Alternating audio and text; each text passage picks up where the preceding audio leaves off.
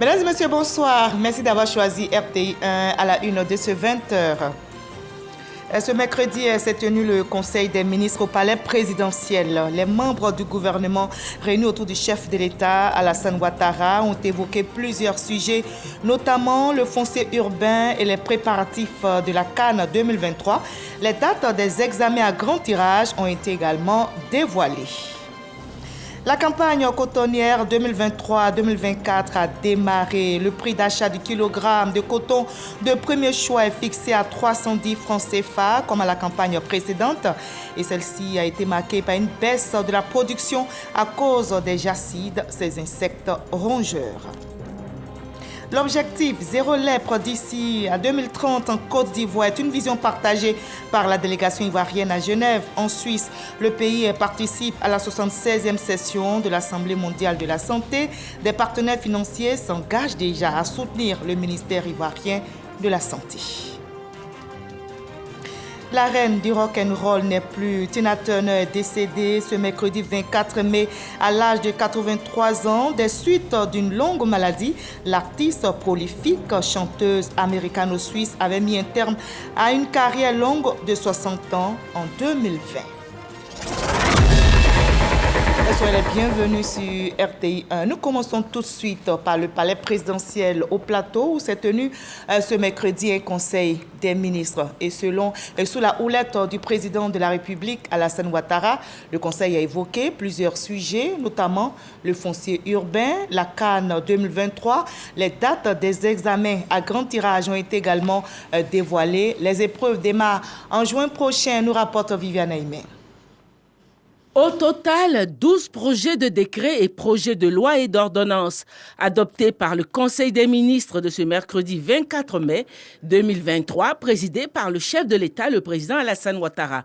Au nombre de ces délibérations, on note ce projet de loi qui vient donner désormais un pouvoir légal à l'autorité coutumière en ce qui concerne le foncier urbain. Le Conseil a adopté un projet de loi modifiant la loi du 14 août 2020 instituant le Code de l'urbanisme et du domaine foncier urbain, ainsi qu'une communication relative à l'introduction de l'attestation de droit d'usage coutumier dans la gestion du foncier urbain en Côte d'Ivoire. Cette réforme institue un modèle unique d'attestation villageoise, dénommé attestation de droit d'usage, signé par le chef de village, le président du comité villageois de gestion foncière et le lotisseur. Cette attestation est délivrée à chacun des détenteurs de droits coutumiers bénéficiaires de lots de compensation après approbation de chaque lotissement impliquant des communautés villageoises. Elle est établie sur un imprimé sécurisé et infalsifiable, produit et fourni par l'administration avec un identifiant numérique unique correspondant au lot attribué dans le système intégré de gestion du foncier urbain, le SICFU. À partir de cet identifiant numérique imprimé sur ce document, il sera possible de procéder à sa vérification en ligne afin de confirmer l'authenticité des informations qu'il contient. L'institution de l'attestation de droit d'usage met donc fin aux transactions foncières jusqu'à présent faites sur la base des attestations coutumières. Celles-ci se feront désormais sur des terrains bénéficiant de titres fonciers avec des ACD délivrés uniquement que sur des terrains viabilisés ou semi-viabilisés possédant un numéro de titre foncier de façon à simplifier les démarches administratives et à sécuriser durablement la chaîne foncière.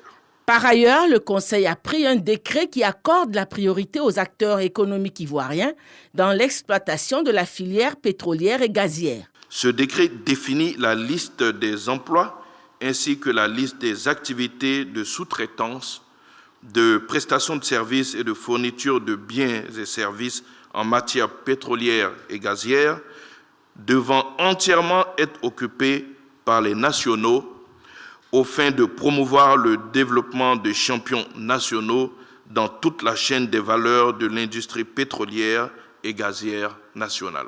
Il précise en outre les modalités d'attribution des marchés en lien avec la préférence aux entreprises ivoiriennes et détermine les modalités de soumission des plans et des rapports de contenu local en vue de l'évaluation du contenu local dans tous les segments de la filière.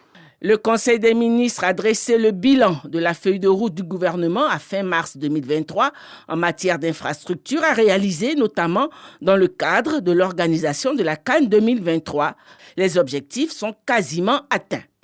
Relativement au projet, les efforts au premier trimestre ont porté sur la finalisation des travaux de construction des infrastructures sportives et d'hébergement, ainsi les stades de Boaké et Yamsokro ont été homologués par la CAF et reçoivent actuellement les compétitions CAF FIFA. Les travaux se poursuivent pour les stades Félix Houphouët-Boigny, le stade Amadou Gon Coulibaly de Korogo et le stade Laurent Pokou de San Pedro. Globalement, l'ensemble des infrastructures attendues sera mis à disposition fin juin 2023, conformément au cahier des charges de la CAN. Avec la fin pour bientôt de l'année scolaire et universitaire, va s'ouvrir la période des examens à grand tirage. Le Conseil des ministres a fixé la date de démarrage de cette session. La session 2023 convoquera dans l'ensemble 1 597 045 candidats, dont 782 862 filles et 814 183 garçons, répartis ainsi qu'il suit: 662 375 candidats pour le CEPE, 577 618 candidats pour le BEPC, 10 181 candidats pour le test d'orientation en seconde et 346 871 candidats pour le baccalauréat. À l'instar des années précédentes, l'examen du CEPE ouvrira la session le lundi 5 juin 2023, suivi de l'examen du BEPC, du test d'orientation en seconde et du baccalauréat. La fin de la session 2023 des examens à grand tirage est prévue le lundi 24 juillet 2023 à la suite de la proclamation des résultats du baccalauréat. Les détails relatifs aux dates seront publiés dans un communiqué du Conseil des ministres. Le prochain Conseil des ministres est annoncé pour le 7 juin prochain. Voilà, et avant cela, la campagne cotonnière 2023-2024 démarre. Le prix d'achat du kilogramme de coton de premier choix est fixé à 310 francs CFA, comme à la campagne précédente. Le prix reste donc inchangé. Notez qu'à la dernière campagne, cette dernière campagne a été marquée par une chute de la production qui est passée de 539 000 tonnes à 236 000 à cause des jacides, ces insectes orangeux. Lancine Bakayoko pour le reportage. À cause des jacides, ces insectes ravageurs, la production de coton-graine s'est effondrée de 54%, passant de 539 000 à 236 000 tonnes au cours de la campagne 2022-2023. Pour minimiser l'impact des pertes, 63 milliards de francs CFA ont été injectés dans la filière. Malgré cette morosité borchant, le gouvernement a décidé de maintenir les prix au même niveau. Les prix d'achat de coton-graine au titre de la campagne 2023-2024 sont fixés comme suit. 310 francs CFA par kilogramme le coton graine de premier choix et 285 francs CFA par kilogramme le coton graine de deuxième choix. Ces prix sont les plus élevés de tous les pays producteurs de coton de la sous-région. Pour cette campagne qui s'ouvre, la filière prévoit une production de 400 000 tonnes de coton-graine. Cette production projetée devrait connaître une hausse de 69% par rapport à la campagne 2022-2023. Dans cette dynamique de relance, la filière verra la pose de la première pierre d'une nouvelle usine d'égrenage à Kong. Cet investissement sera couplé à la subvention des prix des intrants, notamment l'engrais. Un engagement total de 28 milliards de francs CFA.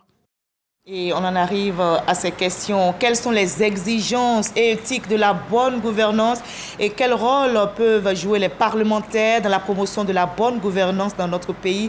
Eh bien, ces questions ont été débattues au Sénat à Yamoussoukro et c'était lors d'une séance d'information. L'émission et acquis enregistrés par cette structure et depuis sa création ont été relevés, comme nous le rapporte Kader Sogodoko. Séance d'information parlementaire au Sénat. La Commission des affaires économiques et financières s'intéresse aux activités de la Haute Autorité pour la bonne gouvernance. C'est Dr Bakary Traoré qui a animé les échanges.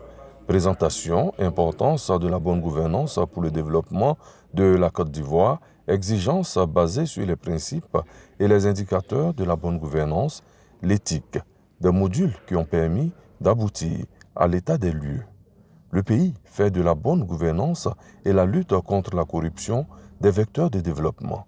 Transparence dans la gestion des deniers publics, démocratie, les voyants sont ouverts pour la Côte d'Ivoire et bien informer les sénateurs pour accompagner le processus peut être un avantage. Je suis venu en mission pour le président Ngolo Coulibaly au nom de la Haute Autorité pour la bonne gouvernance pour faire en sorte que les sénateurs soient mieux informés sur les activités de la Haute Autorité, sur les exigences de la bonne gouvernance, sur les exigences de l'éthique qui s'appliquent également au Sénat, puisque le Sénat dispose d'un code de déontologie qui a été très bien élaboré, qui est en train d'être appliqué. Prévention et lutte contre la corruption et les infractions assimilées sont les prérogatives de la Haute Autorité pour la bonne gouvernance. Elle pourra compter sur un partenaire, le Sénat. La séance d'information parlementaire a été présidée par le sénateur Moïse Koumoué Kofi, président de la Commission des affaires économiques et financières. Ici, à Abidjan, en matière d'innovation technologique, le CESEC, Conseil économique, social, environnemental et culturel, s'inspire du modèle américain. Et justement, une délégation d'entrepreneurs et d'hommes d'affaires américains est en visite dans notre pays. Et cette délégation a signé un partenariat ici, donc, dans les locaux du CESEC. Nous explique Marie-Chantal Akandon. La Silicon Valley est située à San Francisco, aux États-Unis d'Amérique. Elle est mondialement reconnue comme un pôle d'innovation technologique avec des idées audacieuses et un esprit entrepreneurial dynamique. Le Conseil économique, social, environnemental et culturel, CESEC, a signé un mémorandum d'entente avec une délégation de la Silicon Valley. Cette collaboration vise à adapter les expériences et les pratiques innovantes de la Silicon Valley à la réalité ivoirienne. Alors le mémorandum d'entente, c'est dans le but d'essayer de transférer le savoir et de faire étape par étape cet échange des expériences avec la Côte d'Ivoire. Donc voilà, ce n'est pas forcément dans un secteur spécifique, mais plutôt pour tenir la jeunesse, pour puisse rêver et faire tout l'espace entrepreneurial en Côte d'Ivoire. Le président du CESEC souligne l'importance de ce partenariat pour accompagner les autorités ivoiriennes dans la mise en place de politiques publiques axées sur l'innovation et l'entrepreneuriat. Au cours de cette mission exploratoire, j'ai eu le privilège de découvrir de près le modèle de réussite qu'offre la Silicon Valley. Cette signature marque le début d'une nouvelle ère d'innovation, de développement et d'opportunités, avec notamment la facilitation de l'accès de la Côte d'Ivoire à l'expertise des start-up et des chefs d'entreprise installés dans la Silicon Valley, en appui à la matérialisation de la volonté politique du président de la République, Alassane Ouattara. Mesdames et messieurs les membres du groupement des acteurs de la Silicon Valley, je voudrais vous assurer de notre engagement à prendre toutes les dispositions idoines en vue de traduire cette volonté commune de coopération dans les faits et permettre la mise en place de la Task Force Silicon Valley Côte d'Ivoire, dont le CESEC sera le point focal. Ce partenariat entre le CESEC et la Silicon Valley ouvre de nouvelles perspectives pour la Côte d'Ivoire. En tirant parti de l'expertise et de l'expérience de la Silicon Valley, le pays espère stimuler sa croissance économique et promouvoir des solutions novatrices. Voilà, notre pays a aussi des défis à relever dans le domaine sanitaire. L'objectif zéro lèpre d'ici à 2030 en Côte d'Ivoire est une vision partagée par la délégation ivoirienne à Genève, en Suisse. Notre pays participe à la 76e session de l'Assemblée mondiale de la santé. Des partenaires financiers s'engagent déjà à soutenir le ministère ivoirien de la Santé. Walter Madou Ouattara est notre envoyé spécial à Genève, en Suisse. Selon le ministère de la Santé, de l'Hygiène publique et de la couverture maladie universelle, la Côte d'Ivoire enregistre 500 cas de lèpre chaque année. Cependant, un malade sur 4 est dépisté tardivement avec des mutilations visibles et irréversibles. Sur les 500 cas, on note 90% de guérison. Les autorités sanitaires du pays affichent une volonté visant l'amélioration de ce résultat. C'est à juste titre qu'un plaidoyer est fait à Genève relativement à la tenue de la 76e session de l'Assemblée mondiale de la santé. Le consulat général de la Côte d'Ivoire accueille cette importante rencontre avec la fondation japonaise Sasakawa. Le projet Zéro lèpre d'ici 2030 en Côte d'Ivoire est le sujet principal. La première action, c'est faire en sorte que dans le district, on puisse dépister tous les cas dans le district endémique. Deuxièmement, faire en sorte que les cas index soient suivis et traités. Et troisième point important, qu'on puisse faire la prophylaxie post-exposition des cas que nous allons détecter. Le plaidoyer, maintenir à moins d'un cas de lèpre pour 10 000 habitants en Côte d'Ivoire, semble bien intéresser le président de la fondation Sasakawa. J'ai même été 2 fois dans la Côte d'Ivoire et j'aimerais souligner les efforts que la Côte d'Ivoire fait au niveau national, mais son impact au niveau mondial, par exemple avec la conférence mondiale qui a été faite là-bas. Alors c'est remarquable tout ce que la Côte d'Ivoire fait pour l'élimination de la lèpre. J'aimerais voir la Côte d'Ivoire comme une championne vis-à-vis de cette élimination dans le monde, dans l'Afrique. Cette fondation finance la lutte depuis 1967. Voilà, et loin de Genève, ici à Abidjan, la capitale économique ivoirienne vient d'abriter le forum sur l'éducation, la formation et l'insertion des jeunes dans l'espace UEMOA et le Tchad. L'objectif de ce forum est de réfléchir sur les questions de la formation, emploi pour une meilleure insertion des jeunes dans le tissu social. Et notez que le ministre Kofi Nguessan a invité l'Afrique à opérer des choix stratégiques liés à l'apprentissage et à la formation au métier. Issa Tchonayo. Mutualiser les efforts dans la mise en œuvre de la politique adéquation formation-emploi pour une meilleure insertion des jeunes dans le monde du travail. Le forum d'Abidjan entre les experts de la formation professionnelle de l'espace UEMOA, Union économique communautaire ouest-africaine et du Tchad répond à cette préoccupation. Cette rencontre vise à trouver des stratégies pérennes pour résoudre efficacement le défi de l'emploi des jeunes. Ici, j'essaie de situer l'importance de ce forum des promoteurs pour essayer de comprendre qu'est-ce qui se passe mieux en Côte d'Ivoire, comment les autres pays peuvent apprendre de la Côte d'Ivoire et essayer de mettre cela en pratique dans chacun de leurs pays en tenant compte des contextes. Chaque pays peut trouver sa solution. En Côte d'Ivoire, il y a des initiatives qui diffèrent déjà, mais qui vont être porteuses de résultats. Ce qu'on veut là, c'est surtout favoriser l'échange et les échanges entre pays. Étant donné que c'est un domaine où on a des compétences et des expertises, il nous tient à cœur que ce soit développé dans plusieurs pays de la région. Le ministre de l'enseignement technique, de la formation professionnelle et de l'apprentissage s'est réjoui de cette rencontre en terre ivoirienne. La réunion est extrêmement importante parce qu'elle permettra au pays de partager, de mutualiser les stratégies qui ont été identifiées dans chacun de ces pays, justement. Et nous, au niveau de la Côte d'Ivoire, nous avons le PGGouv, le programme Jeunesse Gouvernement. Et nous croyons que c'est un programme qui fédère les activités qui sont entreprises dans chacun des ministères Et nos représentants ici viendront ici partager les stratégies développées par le ministère et par le gouvernement. Le ministre Kofi Nguessan a exhorté les Africains à s'unir pour une qualité de la formation professionnelle sur le continent. Et le ministère des Eaux et Forêts, également actif, multiplie les initiatives pour la restauration du couvert forestier ivoirien. Notez qu'à Lengwe Koro, village du département de Kong, les ministres Téné Birema Ouattara et Laurent Tchagba ont lancé le projet Un village, 5 hectares de forêt. Et ce projet qui concerne les 8000 villages du pays vise à reconstituer le couvert forestier et surtout inculquer aux populations la culture du reboisement. On en sait davantage avec Soro Corona. La disparition effrénée de la forêt ivoirienne demeure aujourd'hui une préoccupation majeure pour le président de la République. De 16 millions d'hectares de forêt en 1900, le pays ne dispose que de 2 millions d'hectares de forêt aujourd'hui.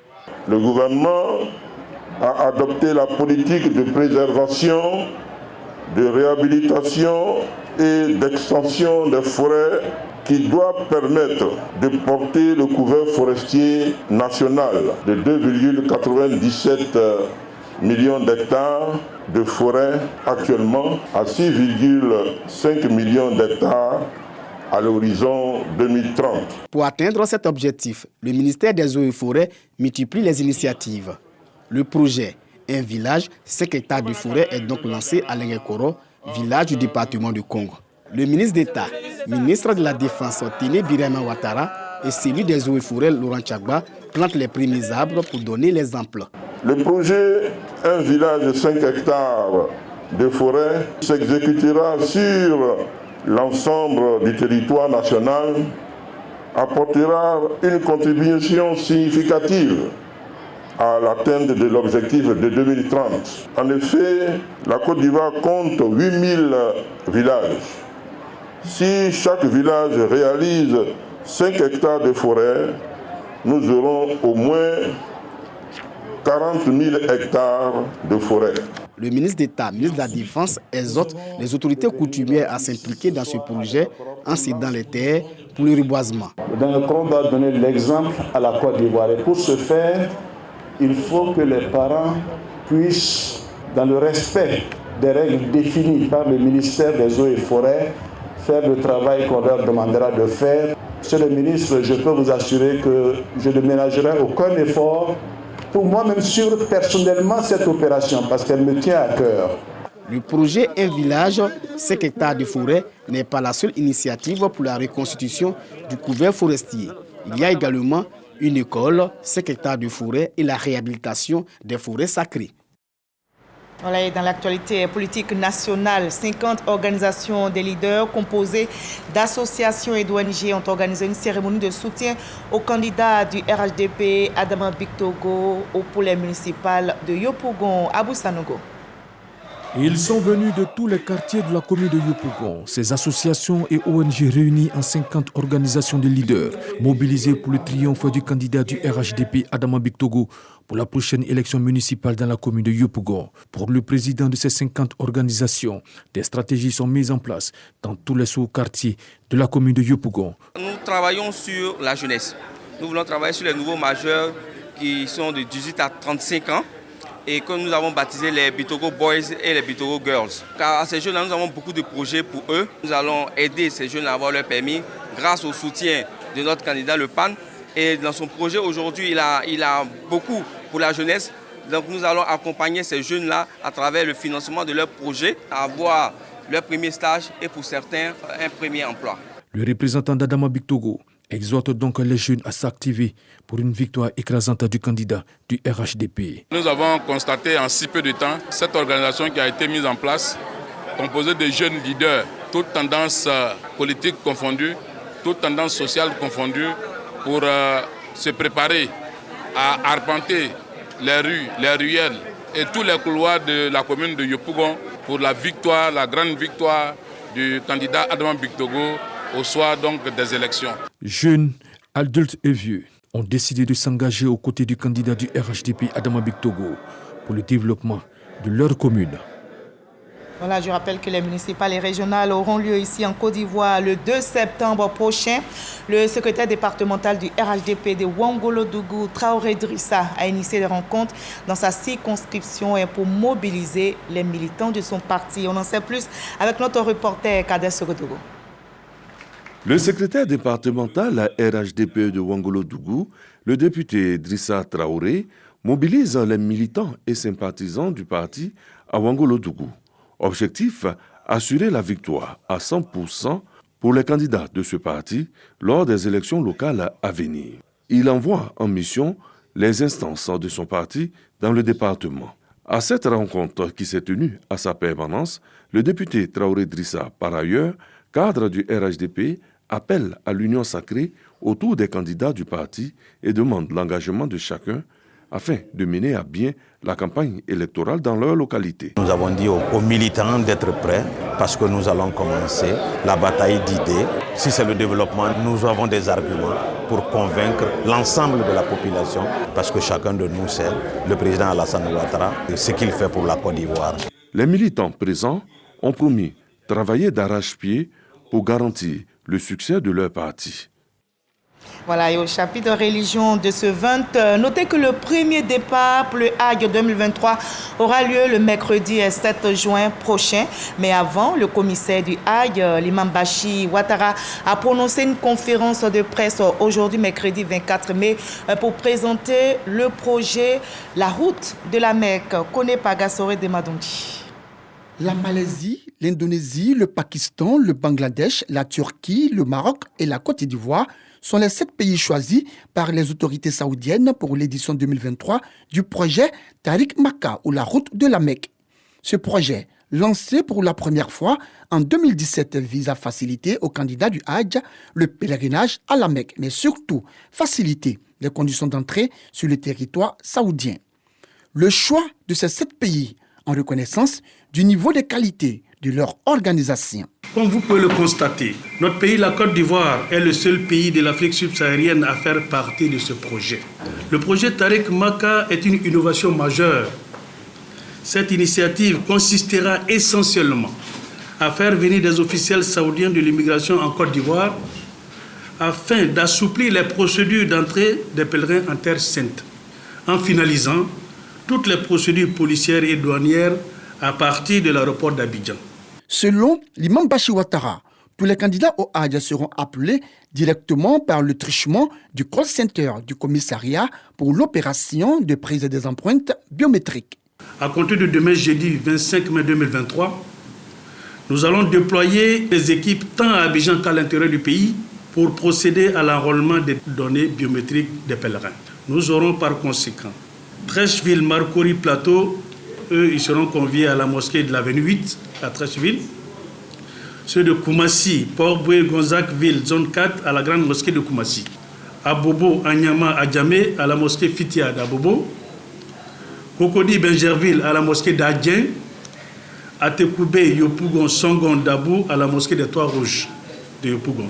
À l'intérieur du pays, ce seront des localités de Boaké, d'Abengrou, de Daloa, de Korogo, Man, Odione et San Pedro, qui serviront des sites d'accueil et d'enrôlement des pèlerins des zones mitoyennes.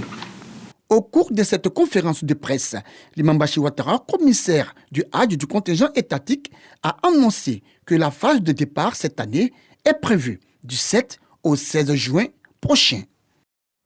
Voilà, l'étranger au Sénégal, la justice requiert 10 ans de prison contre Ousmane Sonko Piviol. L'opposant sénégalais est accusé par une ancienne employée du salon de massage. Il était absent hier au banc des accusés. L'opposant est resté à Ziguinchor, la ville dont il est maire, estimant que sa sécurité n'était pas assurée. Ousmane Sonko, candidat à l'élection présidentielle de 2024, rejette toutes les accusations de viol et dénonce un complot du pouvoir pour l'écarter du jeu politique. Le délibéré est attendu le 1er juin prochain. Et on a appris cette triste nouvelle aujourd'hui. La reine du rock'n'roll n'est plus. Tina Turner est décédée aujourd'hui même à l'âge de 83 ans des suites d'une longue maladie. L'artiste prolifique, chanteuse américano-suisse, avait mis un terme à une carrière longue de 60 ans en 2020. Jamagagi. You must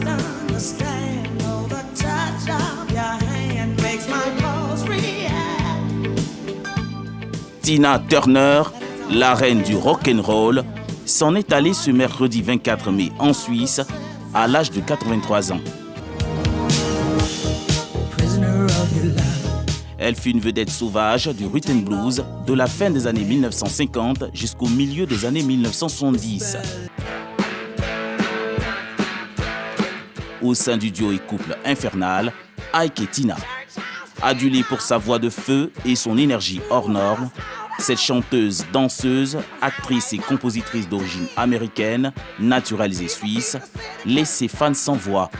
L'artiste à la crinière blonde et au sourire ravageur, Tina Turner, enregistre à son actif une dizaine d'albums studio et grand public et plus d'une douzaine de prix aux Grammy Awards.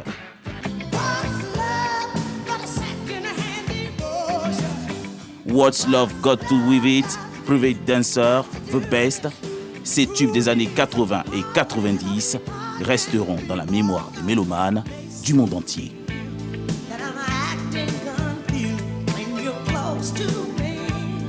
Voilà, adieu à la reine du rock'n'roll, adieu à l'inoubliable interprète de The Best, Tina Turner. Très belle soirée et prenez soin de vous.